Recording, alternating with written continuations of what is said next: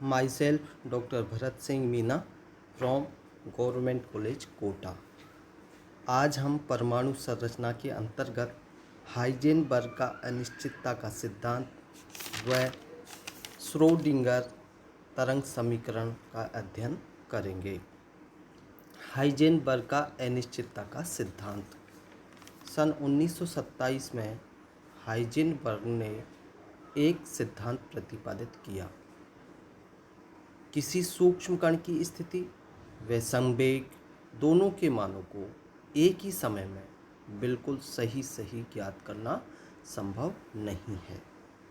यदि किसी कण की स्थिति में अनिश्चितता डेल एक्स से तथा उसके संवेग में अनिश्चितता को डेल पी से प्रदर्शित किया जाए तो इन दोनों अनिश्चितताओं का गुणनफल h/4 के समान या अधिक होगा, जैसा इस समीकरण के माध्यम से बताया गया है। Del x into del p greater than equal h/4।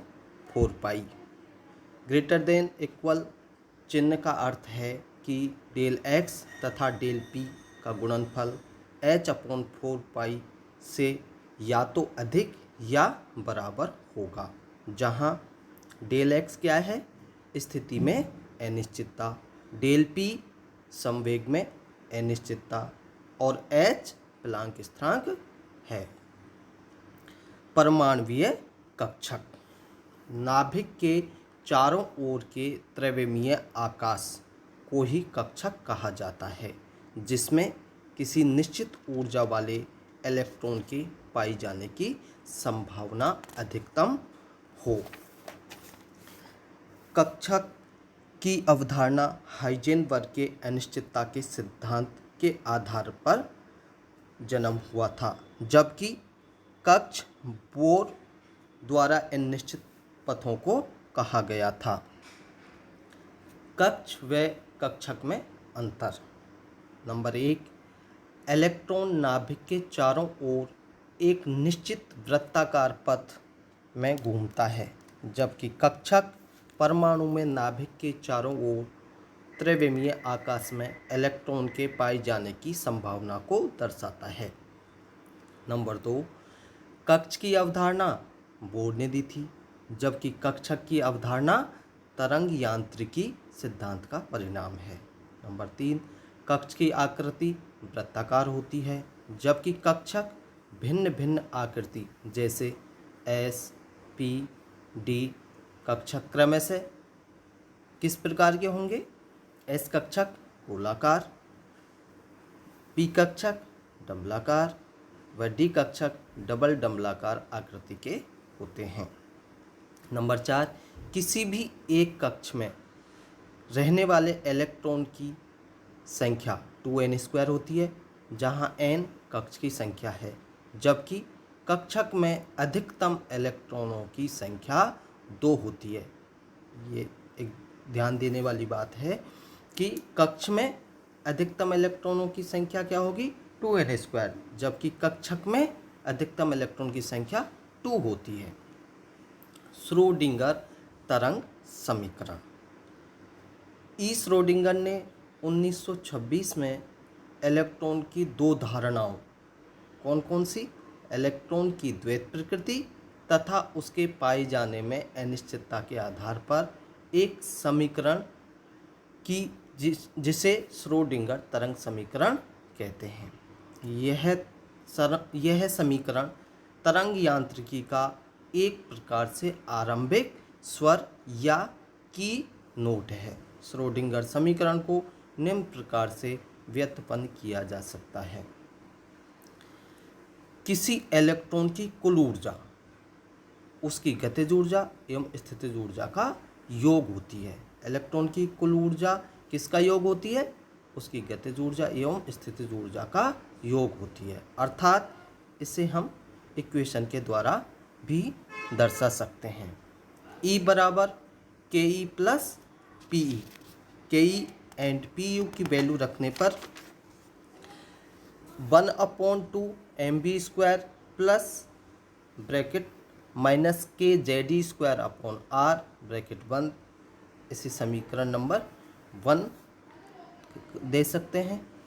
और इसे सॉल्व करने पर 1/2 M B square minus K Z E square upon R, इसे समीकरण नंबर 2 देते हैं। गतिज ऊर्जा को यदि हम निम्न प्रकार से भी लिख सकते हैं, 1/2 एम बी स्क्वायर बराबर 1/2 M into M B square upon M बराबर 1/2 ब्रैकेट एम बी ब्रैकेट बंद स्क्वायर अपॉन एम, समीकरण नंबर 3। एम बी का मान डी ब्रोगली समीकरण से समीकरण 3 में रखने पर, डी ब्रोगली समीकरण क्या है? डी ब्रोगली समीकरण में लैम्डा बराबर एच अपॉन एम बी, इसलिए इसको और हल करने पर एम बी बराबर एच अपॉन लैम्डा, तो 1/2 एम बी स्क्वायर बराबर bracket H upon lambda bracket बंद स्क्वायर अपॉन 2m, या इसे इस प्रकार से भी लिख सकते हैं 1/2 एम बी स्क्वायर बराबर H square upon 2m lambda square, समीकरण नंबर 4।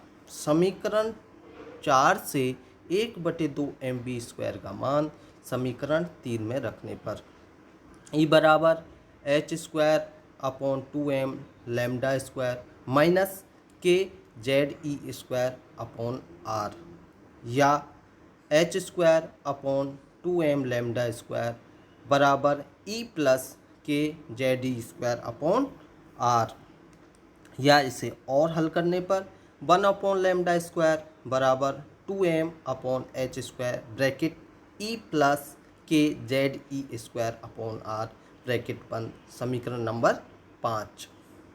उपरोक्त समीकरण 5 से लैम्डा स्क्वायर का मान तरंग गति के समीकरण del square psi upon del X square plus 4 pi square upon lambda square psi बराबर 0 में रखने पर del square psi upon del X square plus 4 pi square psi 2m upon H square bracket E plus K Z E square upon R bracket बंद बराबर 0, या del square psi upon del X square plus 8 pi square M upon H square bracket E plus K Z E square upon R bracket बंद psi बराबर 0, समीकरण number 6।